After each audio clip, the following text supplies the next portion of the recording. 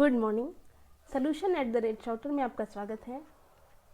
आज की इस वीडियो में हम टेक्निकल इलेक्ट्रॉनिक्स से रिलेटेड कुछ शॉर्ट क्वेश्चंस को एक्सप्लेन करेंगे जो कि अक्सर कॉम्पिटिटिव एग्जाम्स में पूछे जाते हैं। सो स्टार्ट करते हैं। First question is the condition for the validity of Ohm's law is that the temperature should remain constant, current should be proportional to voltage, resistance must be wire wound type और all of the above। so इसके लिए हमें पहले जानना होगा कि Ohm's law क्या होता है। तो हमें पता है ओम्स लॉ कहता है कि V is proportional to I, लेकिन इनके साथ कंडीशन क्या होती है कि temperature should be constant, then V is equals to I R। तो देखिए यहाँ से एक चीज़ श्योर कर लीजिए कि यहाँ होता है V is proportional to I, और आप इसको ये भी बोल सकते हैं कि I is proportional to V। तो इसमें फर्स्ट कंडीशन जो है temperature should remain constant is right. Second question current should be proportional to voltage, and third क्या है कि resistance must be wire bound. Resistance भी आपका कैसा होना चाहिए, रेजिस्टेंस आपका वायर बाउंड टाइप का होना चाहिए। तो यहाँ पर आपका आंसर क्या हो जाएगा, all of the above. Next question, for a fixed supply voltage, ठीक है, for a fixed supply voltage the current flowing through a conductor will increase. कोई ये कंडक्टर है आपका, ठीक है, इसमें फ्लो होने वाली करंट अगर फिक्स्ड सप्लाई है तो वो करंट आपकी कब इंक्रीज होगी। तो देखिए आपको पता है कि V इज इक्वल्स टू होता है I R, ठीक है। अब यहाँ पर R को देखिए, R होता है R is equals to rho L by A। L क्या होता है, L आपका वायर की लेंथ होती है, और A क्या होता है, उनका ये क्रॉस सेक्शनल एरिया होता है। तो यहाँ से आपके ऑप्शंस देखिए, area of cross section is reduced, ठीक है, या लेंथ रिड्यूस्ड। यहाँ पे बोला है लेंथ कम करने पर, यहाँ बोला है लेंथ बढ़ाने पर, यहाँ बोला है लेंथ बढ़ाने पर और एरिया रिड्यूस करने पर, और ये है आपका एरिया रिड्यूस करने पर। तो देखिए यहाँ अगर R की बात करें तो R आपका बढ़ेगा कब, जब L बढ़ेगा और एरिया डिक्रीज होगा, ठीक है। और आपको क्वेश्चन में पूछा है करंट के बारे में, तो करंट और रेजिस्टेंस का रिलेशन क्या होता है, current is I is equals to V by R। Means current आपका कब बढ़ेगा, जब रेजिस्टेंस घटेगा, इन्वर्सली प्रोपोर्शनल है यहाँ पर। तो इसमें क्या होगा, रेजिस्टेंस आपका कब घटेगा, रेजिस्टेंस आपका घटेगा जब लेंथ डिक्रीज होगा और एरिया इंक्रीज होगा। देखिए ऑप्शन में ऐसा कुछ है, L increase wrong, L increase wrong, length is reduced right, and area of cross section is reduced, ये भी आपका रॉन्ग है। तो करेक्ट आंसर हो गया length is reduced. Next question, 4 resistances, okay, 4 resistances 80 ohm, 50 ohm, 25 ohm and R ohm are connected in parallel. Okay, all are connected in parallel.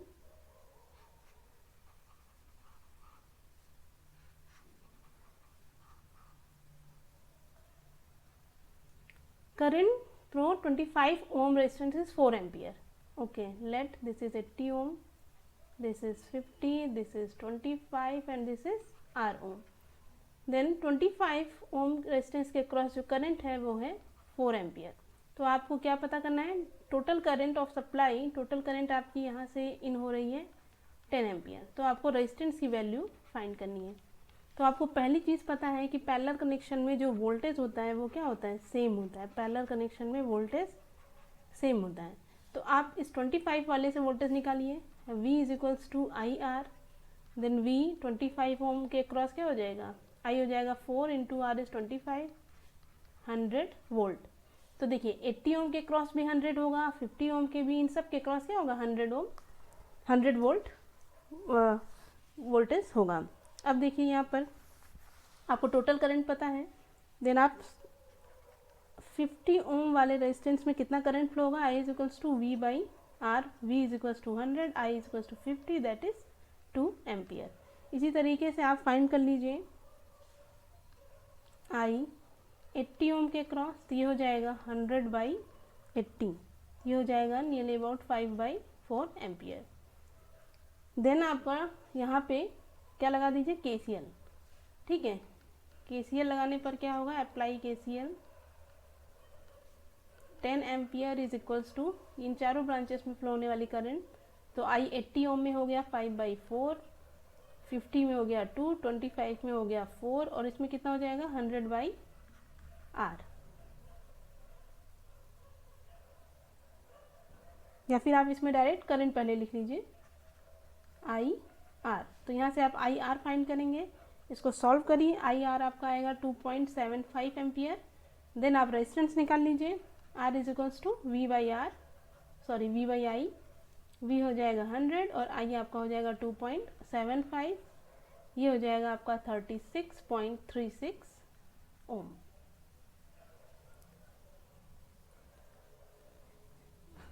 देखिए, for the circuit shown in figure the following is true in general. अब देखिए, ये आपको circuit दिखाई गई है, इसमें क्या सही होगा वो आपको बताना है। ये सर्किट है, ये आपका करंट सोर्स है, रेजिस्टेंस, अगेन करंट सोर्स और रेजिस्टेंस। तो देखिए, पहला है the current I in R is 0, current I in R is 0। तो ये क्या है, करंट I आपका R 0 नहीं होगा। The voltage across the two current source are equal, resistance अलग अलग है तो हम नहीं कह सकते कि इनके क्रॉस वोल्टेज जो होगा वो सेम होगा। थर्ड है the voltage across R will tend to increase without limit as R increase, तो ये भी आपका रॉन्ग है। फोर्थ है the superposition theorem is valid in the present case. तो देखिए, ये आपका राइट है। क्यों? सुपरपोजिशन थ्योरम आपका कब वैलिड होता है, जब दो आपके डिफरेंट सोर्स होते हैं। जरूरी नहीं है वो करंट सोर्स हो या वोल्टेज सोर्स हो, कोई भी हो सकता है, लेकिन अगर आपके सर्किट में दो सोर्स प्रेजेंट हैं तो आप वहाँ पर सुपरपोजिशन थ्योरम को अप्लाई कर सकते हैं। तो यहाँ पर राइट आंसर होगा superposition theorem is valid in the present case. Next है a voltage source having an open circuit voltage, ठीक है, ऑफ 100 वोल्ट, ये है, and internal resistance of 50 ohm, ये आपका इंटरनल रेजिस्टेंस है। A voltage source having an open circuit voltage of 100 volt and internal resistance of 50 ohm is equivalent to current source। तो ये आपका बोल रहे हैं कि किसके इक्विवेलेंट होगा। तो आपको पता है, अगर आप इसको करंट सोर्स के इक्विवेलेंट करते हैं तो यहाँ पे I की वैल्यू क्या होगी, I is equals to V/R, that is 100/50 means 2 ampere.